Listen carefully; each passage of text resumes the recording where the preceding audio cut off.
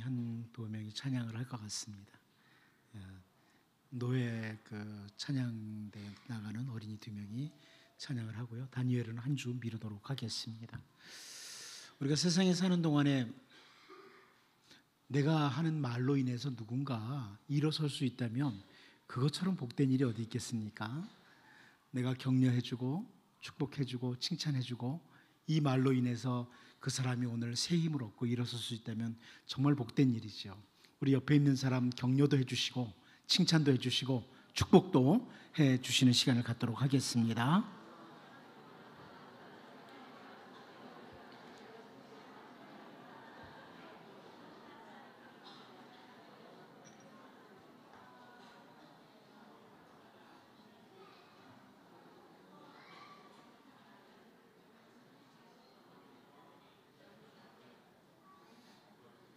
여러분, 이런 게 훈련입니다.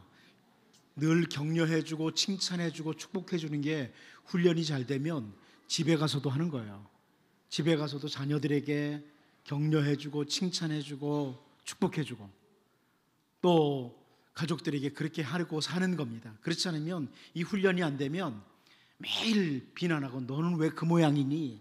막 이렇게밖에 안 하잖아요. 그러니까 자꾸 훈련을 하셔야 됩니다. 교회에서 칭찬하고 격려하고 축복하고 이런 훈련을 잘 하셔서 계속 세상에 사는 동안에 여러분의 입술을 통해서 많은 사람들이 새 힘을 얻는 이런 은혜가 있기를 바랍니다. 에덴 동산에서 범죄한 아담과 하와에게 찾아온 것은 죽음이었습니다. 하나님께서는 창세기 3장 19절에서요, 내가 흙으로 돌아갈 때까지 얼굴에 땀을 흘려야 먹을 것을 먹으리니 내가 그것에서 취함을 입었음이라 너는 흙이니 흙으로 돌아갈 것이니라 하시니라, 이렇게 선포하셨습니다. 흙으로 돌아가는 인생, 죽음이 시작된 겁니다. 그런데 사탄은 지금까지 이 땅에 살다가 떠난 너무나 많은 사람들에게 마치 죽음이 없는 것처럼, 이 땅에서의 마지막 날이 없는 것처럼 생각하고 살도록 유혹을 계속해 왔습니다. 우리보다 먼저 살았던 사람들도 그 유혹을 받았어요. 죽음이 없는 것, 마지막이 없는 것처럼. 그리고 오늘 우리들에게도 합니다. 아직 멀었어. 좀 더 살 거야. 아직 시간이 있어. 이렇게 말합니다. 한 인간으로서의 죽음만이 아닙니다. 선지자들이 계속해서 선포하고 또 우리 주님이 분명히 다시 오신다고 말씀하셨지만 심지어 그리스도인들까지도 마지막 날이 없는 것처럼 그렇게 생각하고 살아가는 사람들이 참 많습니다. 어떻습니까? 지나간 한 주간 동안 살면서 마지막 날을 한 번쯤 생각해 보셨습니까? 나에게도 어느 날 마지막 날이 올 거야. 선지자 아모스는 아모스 4장 12절에서요, 그러므로 이스라엘아 내가 이와 같이 네게 행하리라. 내가 이것을 네게 행하리니 이스라엘아 네 하나님 만나기를 준비하라. 이렇게 권면을 합니다. 하나님의 백성은 언제나 하나님 만날 준비를 잘 해야 된다는 겁니다. 하나님 만날 준비를 잘 해야 된다. 특별히 개인적인 종말이든 인류 전체의 종말이든 마지막 날에 우리가 주님을 만날 준비를 잘 하는 것이 하나님의 백성의 마땅한 준비입니다. 정말 마지막을 잘 준비했던 사람 중에 한 사람이 바울이죠. 사도 바울은 디모데후서 4장 7절 8절에서요, 우리가 잘 아는 고백과 권면을 합니다. 나는 선한 싸움을 싸우고 나의 달려갈 길을 마치고 믿음을 지켰으니 이제 후로는 나를 위하여 의의 면류관이 예비되었으므로 주 곧 의로우신 재판장이 그날에 내게 주실 것이며 내게만 아니라 주의 나타나심을 사모하는 모든 자에게 도니라. 여기 바울은 그날에 이런 표현을 씁니다. 그날, 이 땅에 호흡하고 살아가는 모든 사람들에게는 그날이 있다는 겁니다. 죄송합니다. 단순히 오늘만의 즐거움이 아니라 그날을 잘 준비하고 살아야 된다. 그날을. 그것이 하나님의 백성이 가져야 될 아름다운 자세라는 겁니다. 오늘 본문을 통해서 선지자 요엘은 의의 교사이신 주님이 오시고 성령님이 강림하시는 그날, 그리고 우리 주님이 다시 오시는 그날까지를 바라보면서 마지막 날들을 바라보고 있습니다. 마지막 날들. 오늘은 그 마지막 날들과 관계해서 선지자 요엘이 바라보면서 설명하는 그 말씀 살피면서 우리 자신을 돌아보고 기도하기를 원합니다. 첫 번째로 우리는 오늘 본문에서 신천신지의 전조를 보게 됩니다. 제가 왜 신천신지라고 썼는지 이해하시겠습니까? 이 신천지라는 말이 참 좋은 말입니다. 성경에 새하늘과 새 땅, 너무 좋은 단어인데 이단이 사용을 하다 보니까 괜히 신천지의 전조 그러면 이상한 것 같아서 이단들이 좋은 단어는 다 썼어요. 통일, 성경에 통일이라는 단어가 에베소서에 얼마나 좋습니까? 그죠? 증인 다 좋아요. 근데 이단들이 다 갖다 써가지고 속이 좀 많이 이상하기도 하죠. 그래서 제가 조금 바꿔서 신천신지라고 이렇게 바꿨습니다. 마지막 날에 우리 주님이 오심으로 우리에게 임할 새 하늘과 새 땅, 이걸 가리키는 거죠. 우리 본문 31절 같이 한번 읽어보겠습니다. 같이 봅니다. 시작.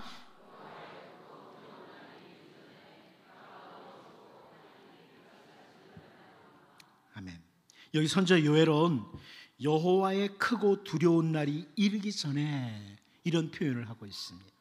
여호와의 크고 두려운 날이 임하기 전에, 마지막 날, 그 날이 이르기 전에 있을 징조, 사인이 있다는 거예요. 그 마지막 날이 이르기 전에 보일 사인이 있는데, 징조가 있는데, 그것은 해가 어두워지고 달이 핏빛같이 변하려니와, 이렇게 말씀을 합니다. 해가 어두워지고 달이 핏빛같이 변한다. 선지자 이사야도요, 이사야 13장 10절을 통해서 이런 표현을 하죠. 하늘의 별들과 별 무리가 그 빛을 내지 아니하며 해가 돋아도 어두우며 달이 그 빛을 비추지 아니할 것이로다. 선지자 스가랴도 스가랴 14장 7절에서 여호와께서 하시는 한 날이 있으리니 낮도 아니요 밤도 아니라 어두워갈 때 빛이 있으리로다. 이런 표현을 하기도 했습니다. 사람들은 마치 이 세상이 인간들에 의해서 움직이고 하나님께서는 전혀 간섭조차 하시지 않는 것처럼 생각할 때가 많기 때문에 하나님을 전혀 생각하지 않고 살아가요. 그런데 인간의 힘으로는 도무지 할 수가 없는 일들이 마지막 날에 전조로 나타난다, 사인으로 나타난다. 그 하나님께서 일하심을 보여주는 것. 우리 예수님께서도 마태복음 24장 29절에서요, 그날 환난 후에 즉시 해가 어두워지며 달이 빛을 내지 아니하며 별들이 하늘에서 떨어지며 하늘의 권능들이 흔들리리라, 이렇게 설명을 하셨습니다. 여러분, 우리가 이스라엘 백성들이 애굽에서 나오기 전에 애굽의 모든 장자를 치신 사건을 너무나 잘 압니다. 정말 그날은 여호와의 큰 날이었죠. 애굽의 장자를 치신 날, 이스라엘 백성들을 애굽에서 건지신 그날은 여호와의 큰 날이었어요. 그런데 출애굽기 12장 42절 말씀을 보면 이 밤은 그들을 애굽의 땅에서 인도하여 내심으로 말미암아 여호와 앞에 지킬 것이니 이는 여호와의 밤이라 이스라엘 자손이 다 대대로 지킬 것이니라, 이렇게 말씀을 했습니다. 여호와의 밤, 여호와 하나님께서 큰 일을 행하신 밤이었습니다. 그런데 그 장자를 치시는 그 여호와의 날 바로 앞에 나타난 이적이 뭐예요? 3일 동안의 흑암입니다. 흑암입니다. 출애굽기 10장 22절을 보면 모세가 하늘을 향하여 손을 내밀매 캄캄한 흑암이 3일 동안 애굽 온 땅에 있어서, 이렇게 말씀을 하고 있죠. 선지자 요엘이나 이사야나 스가랴 선지자나 이 모두 흑암, 어두움을 바라보고 있어요. 어두움을 바라보고 있어요. 선지자 요엘이 이 선포를 하면서 마지막 날에 해가 어두워지고 달이 핏빛같이 변하는 징조, 사인을 선포하면서 이 세상은 힘을 가진 몇몇 사람들에서 움직이는 게 아니다. 여호와의 날이 있다. 애굽의 흑암 후에 여호와의 날이 임한 것처럼 이 세상에 마지막 날이 임한다. 하나님께서 전혀 간섭하지 않으시는 것처럼 생각하는 사람들이 많지만 인간의 힘으로는 도무지 어떻게 할 수 없는 마지막 날의 사인들이 나타난다. 하나님께서 일을 하시는 마지막 날이 임한다. 이것을 이렇게 보여주는 거예요. 애굽에서 장자를 치시는 여호와의 날이 있기 전에 흑암이 있었던 것처럼 이제 주님 오시기 전에 사인이 있다. 주님 오시는 날을 선포하는 거죠. 이렇게. 사실 우리에게는 예수님께서 말씀하신 것처럼 마지막 날 때, 그 주님이 오실 때에 나타나는 현상들이 사실 계속 나타나고 있습니다. 강도 깊게 나타나고 있습니다. 이런 부분을 보면서 새 하늘과 새 땅을 약속하신 하나님의 일하심, 이걸 우리가 바라볼 수 있어야 되고 주님 만날 날을 준비하면서 살아가는 이런 은혜가 있기를 원합니다. 두 번째로 우리는 오늘 본문에서 여호와의 이름을 부르는 자라는 표현을 보게 됩니다. 여호와의 이름을 부르는 자, 그 마지막 날에 여호와의 이름을 부르는 자. 오늘 본문 32절 다시 한번 같이 읽어보도록 하겠습니다. 봅니다. 시작. 누구든지 여호와의 이름을 부르는 자는 구원을 얻으리니 이는 나 여호와의 말대로 시온산과 예루살렘에서 피할 자가 있을 것이며 남은 자 중에 나 여호와의 부름을 받을 자가 있을 것임이니라. 자, 여기 선지자 요엘은 여호와의 이름을 부르는 자는 구원을 얻는다, 이런 표현을 하고 있습니다. 여호와의 이름을 부른다는 게 무슨 의미입니까? 여호와의 이름을 부른다는 게 무슨 의미냐? 여호와의 이름을 부른다, 이것이 무슨 의미인지를 좀 더 확실히 알기 위해서는 선지자 스가랴를 통해 주신 말씀을 보면 좀 더 유익합니다. 선지자가 스가랴 13장 9절에서요, 내가 그 3분의 1을 불 가운데에 던져 은같이 연단하며 금같이 시험할 것이라. 그들이 내 이름을 부르리니 내가 들을 것이며 나는 말하기를 이는 내 백성이라 할 것이요 그들은 말하기를 여호와는 내 하나님이시라 하리라. 아멘. 이게 무슨 말씀이에요? 조금 어려운지 모르겠는데요, 여기서 우리가 분명히 볼 수 있는 게 뭐냐면 부른다는 것은 찾는다는 거예요. 부른다, 여호와의 이름을 부른다, 하나님을 찾는다는 거예요. 이 찾는다는 것은 만난다는 것을 의미합니다. 부른다는 것은 찾는다, 찾는다는 것은 만난다는 것을 의미하는 그런 표현이에요. 그래서 유명한 그 구약학자인 카일이라는 분은 여호와의 이름을 부르는 자라는 이 표현은 참된 신앙을 보여주는 거다, 마음으로부터 하나님을 경배하는 자를 가리키는 것이다, 이렇게 해석을 했습니다. 애굽의 모든 장자를 치시는 그 6월절에, 그 마지막 날에 출애굽기 11장 6절 7절 말씀을 보면요, 애굽 온 땅에 전무후무한 큰 부르짖음이 있으리라. 그러나 이스라엘 자손에게는 사람에게나 짐승에게나 개 한 마리도 그 혀를 움직이지 아니하리니 여호와께서 애굽 사람과 이스라엘 사이를 구별하는 줄을 너희가 알리라 하셨나니, 이렇게 말씀을 하고 있습니다. 그 백성, 주님의 이름을 부르는 자들, 그들은 그 모든 백성을 건져주시고 구원하시는 하나님의 구원을 설명하는 거예요. 애굽과 달리 이스라엘 백성들. 바울 사도는 로마서 10장 12절 13절에서요, 유대인이나 헬라인이나 차별이 없음이라 한 분이신 주께서 모든 사람의 주가 되사 그를 부르는 모든 사람에게 부요하시도다. 누구든지 주의 이름을 부르는 자는 구원을 받으리라. 이렇게 설명을 합니다. 누구든지 주님의 이름을 부르는 자, 주님을 찾는 자, 주님을 만나는 자, 그들은 구원을 받는다, 이렇게 말씀해요. 오늘 우리가 마지막 시대를 살아가고 있습니다. 이 마지막 시대를 살아가면서 주 예수 그리스도의 이름을 부르는 자들, 구원의 은총을 받은 사람이다. 이걸 확인해야 되는 거죠. 우리가 이제 이 마지막 시대를 살아가면서 더욱 우리 마음으로부터 주님의 이름을 부르는, 주님을 경배하는 백성, 입술로만의 경배가 아니라 참된 신앙의 사람들로 구원의 은혜를 깊이 맛보며 살아가는 이런 주의 백성들로 살 수 있기를 원합니다. 마지막 한 가지 더 보겠습니다. 우리는 오늘 본문에서 피할 자, 남은 자, 부름을 받은 자, 이런 표현을 보게 됩니다.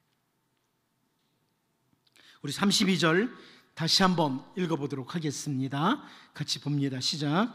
누구든지 여호와의 이름을 부르는 자는 구원을 얻으리니 이는 나 여호와의 말대로 시온산과 예루살렘에서 피할 자가 있을 것이며 남은 자 중에 나 여호와의 부름을 받을 자가 있을 것임이니라.